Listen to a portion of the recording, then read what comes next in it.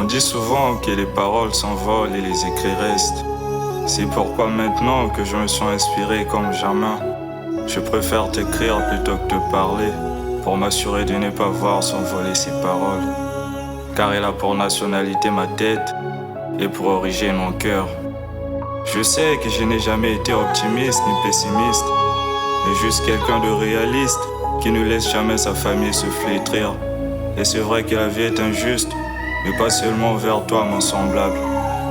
Des fois quand tu souffres, tu arrives même à un niveau où tu te dis que tu es la personne qui souffre le plus au monde. Pourtant quelque part, il y a une personne qui plus que toi souhaiterait même échanger ses souffrances contre la tienne, tellement qu'il souffre. Je sais que la perte d'un être cher est insupportable. Et je sais aussi que je ne pourrai jamais imaginer ce que tu ressens, mais juste compatir. Mais il ne faut jamais t'en faire, mon frère. Malgré mes rêveries, je serai toujours là. La daronne, elle, restera toujours dans nos cœurs. Et un jour, quand Dieu le voudra, on ira la rejoindre pour toujours.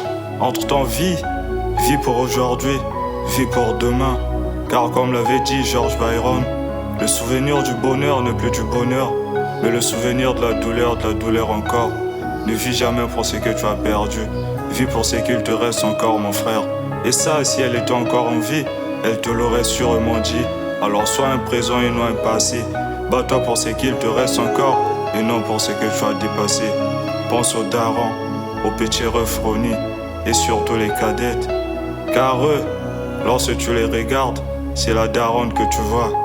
Tout ça pour te faire comprendre qu'elle continue de vivre à travers les deux cadettes. Alors prends conscience de ce que tu as. C'est vrai que je n'ai pas toujours été doué pour la discussion et que je t'ai toujours paru impassible. Car souvent nos discussions commencent par de l'incompréhension et se finissent par des disputes. Pourtant c'est notre façon à nous de nous entendre. Et là aussi mieux que quiconque, tu sais qu'écrire est mon fort, puisque je m'exprime mieux par l'écriture. C'est pourquoi je te crée ce texte, nommé message consolateur. Car à chaque fois que tu seras triste, ces paroles seront là pour te consoler. Peu importe l'endroit ou même la distance, notre amitié ne perdra jamais son magnétisme. Car tout comme les étoiles, les bons amis, tu ne les vois pas toujours, mais ils sont là. N'oublie jamais que la famille n'est pas une affaire de sang, mais tous ceux qui font notre bonheur. On a tous un même avenir proche et la mort. Personne ne peut s'y soustraire, alors ne sois pas pressé de mourir. C'est un passage obligatoire.